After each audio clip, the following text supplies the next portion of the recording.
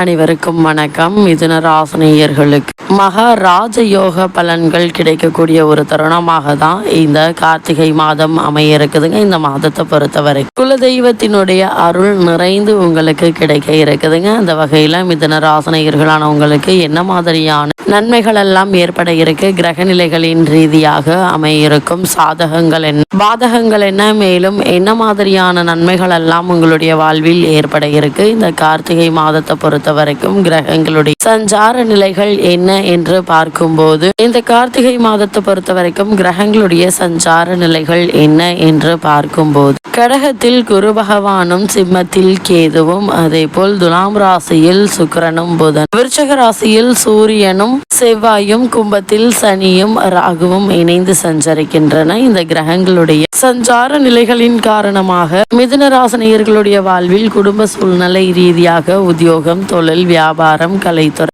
அரசியல் துறை, மாணவ மாணவிகள், விவசாய துறையினர், பெண்மணிகள் என அனைவருக்குமே என்ன மாதிரியான நன்மைகள் எல்லாம் ஏற்பட இருக்கு என்பது குறித்தான முழுமையான பதிவை தான் இந்த வீடியோல நம்ம விரிவா பார்க்க போகிறோம். அந்த வகையில மிதுன ராசியை சேர்ந்த மிருகசிரீஷம் 3ஆம் பாதம் முதல் திருவாதிரை புனர்பூசம் 3ஆம் பாதம் வரை உள்ள நட்சத்திரக்காரர்களுக்கு குடும்ப சூழ்நிலை ரீதியாக என்ன மாதிரியான முன்னேற்றங்கள் எல்லாம் இந்த கார்த்திகை மாதத்தில் ஏற்பட இருக்கு என்று பார்க்கும்போது, இந்த கார்த்திகை மாத கிரக நிலைகளை ஆராய்ந்து பார்க்கும்போது, இந்த மாதத்தினுடைய தொடக்கத்தில் உங்களுடைய ராசிநாதன் புதன் பூர்வ புண்ணிய ஸ்தானத்தில் சஞ்சரிக்கிறார். அவரோடு பலம் பெற்ற சுக்கிரன் இணைந்து புத சுக்கிர யோகத்தை உருவாக்கும் விதத்தில் இருப்பதால் செல்வ நிலை உயரக்கூடிய ஒரு தருணம் என்று தாங்க சொல்ல வேண்டும். அது மட்டும் இல்லாமல் உங்களுடைய செயல்பாடுகள்ல வெற்றியும் கிடைக்க இருக்கு. ஆரோக்கியங்கள் சீராகும். உடல் உபாதைகளால் அவதியுற்று வந்த மிதுன ராசினியர்களுக்கு நல்ல ஒரு முன்னேற்றம் ஏற்பட இருக்குதுங்க. அதே போல தொழில் வளர்ச்சியில் இருந்த இடையூறு அகல இருக்கு. குடும்பத்தில் உள்ள பெரியவர்கள் குழந்தைகளால் வரும் பிரச்சனைகளை சமாளித்து விடுவீங்க. நீண்ட நாட்களாக எதிர்பார்த்த ஒரு சில நல்ல காரியங்கள் இப்போது நிறைவேறுவதற்கான அறிகுறிகள் தென்படக்கூடிய ஒரு தருணமாக தான் இக்காலகட்டம் அமைஞ்சிருக்குது என்பதை கிரகங்களுடைய சஞ்சார நிலைகள் தெளிவாகவும் உறுதியாகவும் எடுத்து காட்டுதுங்க. அது மட்டும் இல்லாம குரு பகவானை பொறுத்த வரைக்கும் உச்சத்தில் கடகராசியில் அதிசாரமாக உச்சம் பெற்று சஞ்சரித்தார். அதாவது கடகராசியில் உச்சம் பெற்று சஞ்சரித்தார். அவருடைய பார்வை பலத்தால் பலவித நன்மைகள் கிடைக்கும். குறிப்பாக உத்தியோகம் மற்றும் தொழில் மற்றும் வியாபாரத்தில் நல்ல ஒரு முன்னேற்றம் ஏற்பட்டு இருக்குங்க. உத்தியோகத்தில் உங்களுடைய விருப்பத்திற்கு ஏற்றாற்போல் மாற்றம், ஊர் மாற்றம், இடமாற்றம் அமையுங்க. அது மட்டும் இல்லாம சுய ஜாதகத்தின் அடிப்படையில் அவையை ஆராய்ந்து ஏற்றுக்கொள்வது நல்லது. ஜென்மக்குரு விலகுவதால் இனி பெரிய அளவில் பாதிப்புகள் ஏற்படாது என்றாலும் பஞ்சமாதிபதியும் பாக்கியஸ்தான அதிபதியும் நீச்சம் பெறுகிறார். எனவே எதையும் திட்டமிட்டு செய்ய இயலாது. தைரியமும் தன்னம்பிக்கையும் குறைந்திருக்கும். தடைகளை முன்னேற்றம் காணக்கூடிய ஒரு தருணம் என்று சொல்ல வேணுங்க. அந்த வகையில தற்போது கடகராசியில் அதிசாரமாக உச்சம் பெற்று சஞ்சரித்தவர் தற்போது இந்த கார்த்திகை மாதத்துடைய முற்பகுதியில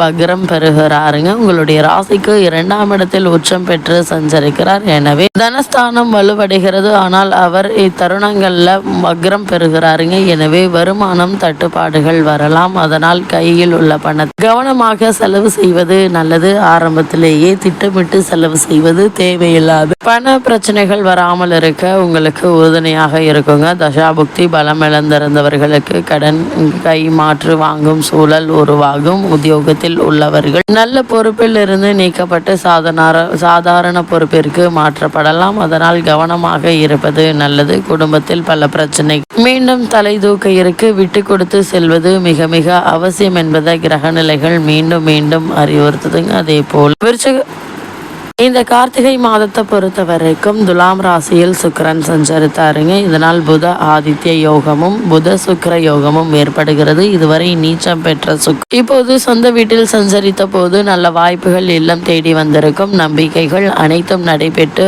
ஆடை ஆபரண சேர்க்கை ஏற்பட்டு இருக்குங்க. அதிகார வர்க்கத்தினர் ஆதரவோடு புதிய முயற்சிகள்ல நீங்கள் முயற்சி செய்து நல்ல ஒரு முன்னேற்றத்தையும் பெற்றிருப்பீங்க. அரசு வழிகள் எதிர்பார்த்த சலுகைகள் உண்டு. பொதுவில் இருப்பவர்கள் பிரச்சனைகள் இருந்து விடுபடும் வாய்ப்பு உண்டு. உடல் நலத்தில் மட்டும் கவனமாக இருப்பது. இவ்வளவு மேன்மைகள் கொண்ட சுக்கிர பகவான் இந்த கார்த்திகை மாதத்தில் துலாம் ராசியிலிருந்து விருச்சக ராசிக்கு பயிற்சியாகிறாருங்க. உங்களுடைய ராசிக்கு 5, 12 ஆகிய இடங்களுக்கு அதிபதியானவர் சுக்கிரன். 12க்கு அதிபதி 6ஆம் இடத்திற்கு வரும்போது சில நல்ல சம்பவங்கள் நடைபெறுவது வழக்கங்க குறிப்பாக உத்தியோகத்தில் மாற்றங்கள் எதிர்பார்த்து காத்திருந்தவர்களுக்கு அவை நடைபெற இருக்கு. புகழ்பெற்ற ஆலயங்களுக்கு சென்று வழிபட்டு வர வேண்டும் என்று சிந்தித்தவர்களுக்கு அவை அனுகூலமாக கைகூட இருக்குதுங்க. வழக்குகள்ல திசை திருப்பம் ஏற்பட இருக்கு. அதன் அதிக கவனமாக இருப்பது நல்லது. பிள்ளைகளின் எதிர்கால முன்னேற்றம் கருதி எடுத்த முயற்சிகள்ல வெற்றி கிடைக்க இருக்குதுங்க. குறிப்பா மிதுன ராசினியர்களா உங்களுக்கு சுக்கிரனுடைய இந்த விருச்சிக ராசி சஞ்சாரத்திற்கு பிறகு அரசு வழி ஆதரவு உண்டு என்பதையும் கிரக நிலைகள் மீண்டும் அறிவுறுத்துதுங்க. அதே போல் கும்பராசியில் சனி பகவான் வக்ரம் பெற்று ராகுவோடு சஞ்சரித்த போது பாக்கியஸ்தானத்தில் சனியும் ராகுவும் சேர்க்கை பெற்று சஞ்சரிக்கிறார்கள். பாக்கியஸ்தான் அதிபதி வக்ரம் பெற்றிருப்பதால் ஒரு வழியில் வருமானம் வந்தால் மறு வழியில் செலவுகள் இருமடங்காக ஏற்பட்டிருக்கும். குடும்ப உறுப்பினர்களால் பிரச்சனைகளும் மனக்கசப்புகளும் ஏற்படலாம். நம்பி எதையும் செய்ய இயலாது. பெற்றோர் வழியில் பெரும் செலவு ஏற்பட இருக்குதுங்க. கற்ற கல்விக்கு நல்ல வேலை கிடைக்கவில்லையே என்று கவலைப்படுவீங்க. உத்தியோகத்தில் உயரதிகாரிகளுடைய பகையை வளர்த்து கொள்ள வேண்டாம். நீங்கள் உங்களுடைய படி உண்டு என்றிருப்பது நல்லது. இவ்வளவு மேன்மைகள் கொண்ட சனி பகவானும் இந்த கார்த்திகை மாதத்தில் வக்ர நிவர்த்தி பெறுகிறாருங்க. அதுவும் குறிப்பாக இந்த மாதத்தினுடைய தொடக்க நாளிலேயே பாக்கியஸ்தானத்தில் சஞ்சரிக்கும் சனி பகவான் வக்ர நிவர்த்தியாகிறார். அதே நேரம் உங்களுடைய ராசிக்கு அஷ்டமாதிபதியாகவும் விளங்கக்கூடியவர் சனி பகவான். எனவே இக்காலத்தில் நன்மையும் தீமையும் கலந்தே நடைபெறுங்க. நம்பிக்கையோடு நடைபெறும் என்று நினைத்த ஒரு சில காரியங்கள் நடைபெறாமல் கூட போகலாம். அது உங்களுடைய நன்மைக்காகவே அமையிருக்குங்க. ஆனால் எதிர்பாராத விதத்தில் ஒரு சில நல்ல தகவல்கள் வரலாங்க. வழக்குகள் முடிவடையாமல் இழுபறி நிலையிலேயே இருந்து வந்த வழக்குகளுக்கு நல்ல ஒரு தீர்வு கிடைக்க இருக்கு. ஒரு சிலருக்கு புதிய வழக்குகள் உருவாகும். அதனால் கவனமாக இருப்பது மிக மிக நல்லது என்பதை கிரக நிலைகள் அறிவுறுத்துது. அதே போல துலாம் ராசியில் சஞ்சரிக்கும் புதன் பகவான் இந்த கார்த்திகை மாதத்தில் விருச்சிக ராசிக்கு பயிற்சியாகிறாருங்க. உங்களுடைய ராசிக்கு 4ஆம் இடத்திற்கு அதிபதியானவர் புதன். அவர் 6ஆம் இடத்திற்கு வருவது என்பது யோகம் என்று தாங்க சொல்ல வேண்டும். நிறைந்த தனலாபம் தரக்கூடிய விதத்தில் சில வாய்ப்புகள் இல்லம் தேடி வர இருக்கு. புதிய நண்பர்கள் உங்களுக்கு அறிமுகமாக இருக்காங்க. பிரபலமானவர்களுடைய பின்னணியில் சுபகாரியங்கள் நடைபெற இருக்கு. புதிய தொழில் தொடங்கும் திட்டங்கள் வெற்றிகரமாக நிறைவேறுங்க. கல்விக்காகவும் கலை சம்பந்தமாகவும் எடுத்த முயற்சிகளுக்கு நல்ல ஒரு வெற்றி கிடைக்கக்கூடிய ஒரு தருணமாக தான் இக்காலகட்டம் அமைஞ்சிருக்குதுங்க. அது மட்டும் இல்லாம மிதுன ராசினியர்களை பொறுத்தவரை பொது வாழ்வில் உள்ளவர்களுக்கு நல்ல பொறுப்புகள் கிடைக்க இருக்கு. வியாபாரம் மற்றும் தொழில் செய்பவர்களுக்கு கணிசமான தொகை கைகளில் புரளுங்க. உத்தியோகத்தில் உள்ளவர்களுக்கு உயர்ப்பது உண்டு. கலைஞர்களுக்கு நம்பிக்கைகள் கைகூட இருக்கு. மாணவ மாணவிகளுக்கு பெற்றோர் ஆசிரியர்களுடைய ஆதரவு நிச்சயம் உண்டுங்க. பெண்களின் எண்ணங்கள் அனைத்தும் ஈடேறி வருமானம் திருப்திகரமாக இருக்கும் என்பதை கிரக நிலைகள் மீண்டும் மீண்டும் அறிவுறுத்தது. அதே போல் மாணவ மாணவிகளை பொறுத்த வரைக்கும் இந்த கார்த்திகை மாதத்துல பாடங்களை மனதை செலுத்துவது சற்று சிரமமாக இருக்கும். சோம்பலும் களைப்பும் உடலை வருத்துங்க. புத்தகத்தை கையில் எடுத்தாலே உறக்கம் அதிகரிக்கும். அது மட்டும் இல்லாம உங்களுடைய உடல் ஆரோக்கியத்தில் நல்ல ஒரு முன்னேற்றத்தை உங்களால் காண முடியுங்க. மீண்டும் பாடங்கள்ல உற்சாகம் மேலிடக்கூடிய ஒரு தருணம் என்று தாங்க சொல்ல வேண்டும். விவசாயத்துறையினரை பொறுத்த வரைக்கும் பூமி காரகரான செவ்வாயும் மற்ற கிரகங்களும் இக்காலகட்டம் முழுவதும் அவ்வளவு சாதகம் இல்லைங்க. அதிக வெயிலினால் பயிர்கள் வாடி சேதமடைந்த பயிர்கள் மீண்டும் துளிர்விட இருக்கு. இதனால் உங்களுக்கு நல்ல ஒரு ஆறுதல் கிடைக்க இருக்குதுங்க. உங்களுடைய விளைச்சலுக்கு நல்ல ஒரு லாபம் கிடைக்க இருக்குதுங்க.